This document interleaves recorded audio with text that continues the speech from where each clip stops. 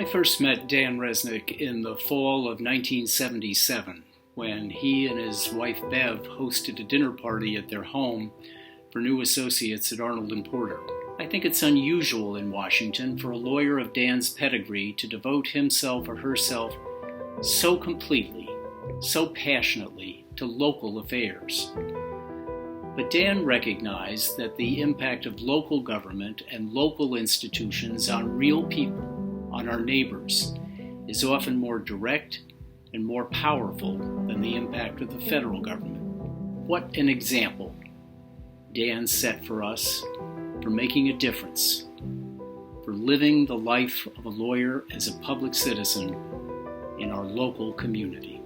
My name is Phil Horton, and I'm a member of the board of the DC Bar Foundation. But that's not why I'm speaking to you. I'm speaking because I'm a lucky man and a lucky lawyer. I say that because I was privileged to work with Dan Rezneck and to call him my friend for nearly 40 years. Time allows me only to hint at Dan's many accomplishments. He clerked for his hero and mine, Supreme Court Justice William Brennan.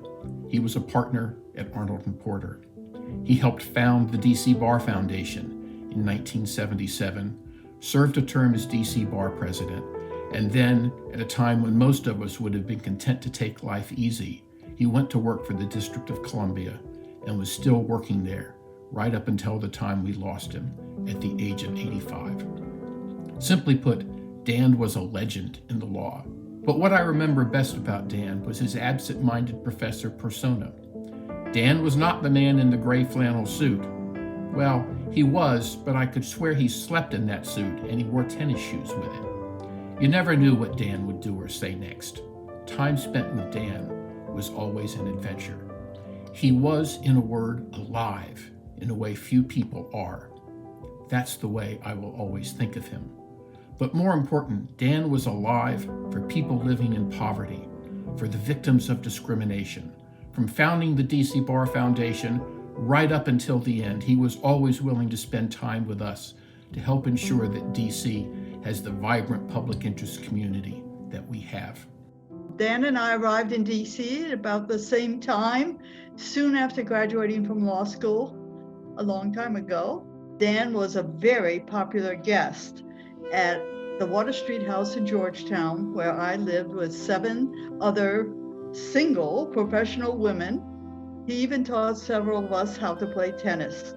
I vividly recall Dan positioning himself on one side of the court and of the net and patiently hitting balls to each of 4 or 5 of us on the other side of the net, and never complaining about how poorly we hit the balls or how he had to spend considerable effort to retrieve the balls from the far corners of his side of the net.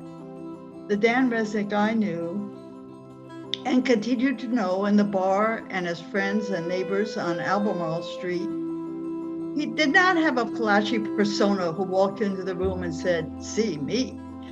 He never bragged about his accomplishments. This was so notwithstanding that he became one of the most accomplished lawyers and public citizens of his generation, admired by all. Dan didn't bother, as so many do in Washington, D.C., to just talk the talk. He just quietly and with great skill and care walked the walk. He walked the walk by giving of his time and enormous talents to making his very communities better. Walking the walk, he volunteered his time and energy to serving on the Board of Professional Responsibility, charged with enforcing the Code of Professional Conduct.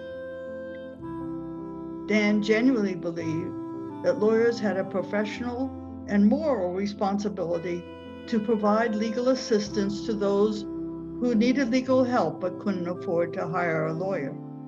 Again, walking the walk, he worked on cases pro bono, and at one time headed the pro bono department of his law firm, Arnold & Porter, which was a leader in providing pro bono legal help.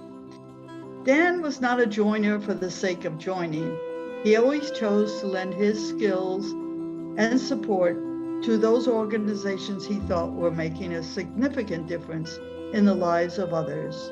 And so he became a trustee of the DC Bar Foundation. Dan led an exemplary life as a lawyer, as a public service, and as a human being. The memory of this life will always continue to be an inspiration for the rest of us.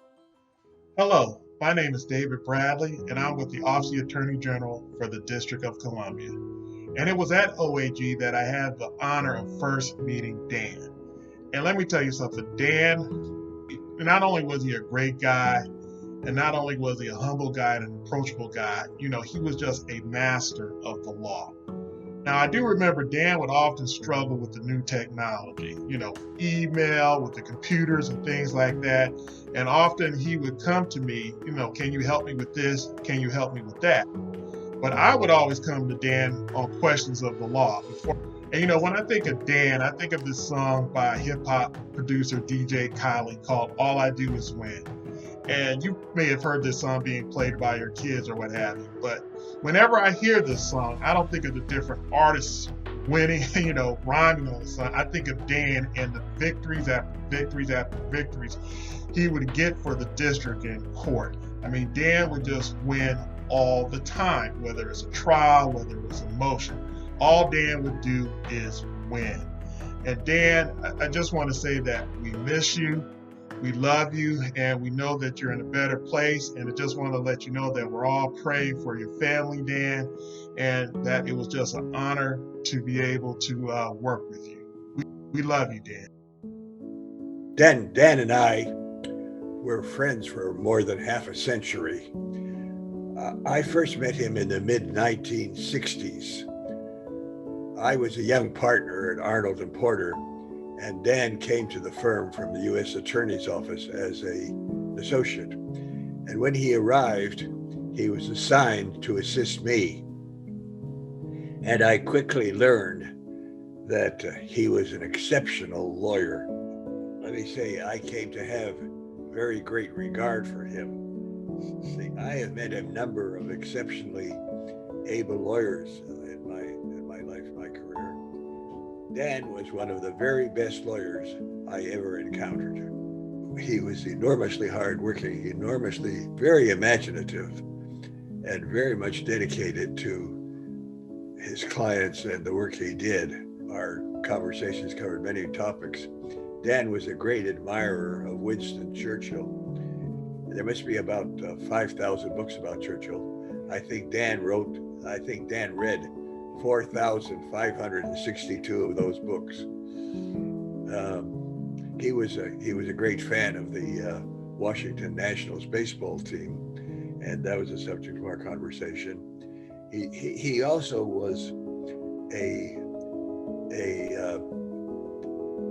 visiting professor at the Georgetown Law Center for 50 years, and we always spoke about that. And we also talked about Supreme Court decisions. He had been a law clerk to Justice Brennan, and so he was very much interested and enjoyed talking about that. Let me say our conversations were punctuated by a lot of laughter and things we thought were ridiculous. I treasured his friendship, and I greatly miss him. He was an exceptionally interesting person.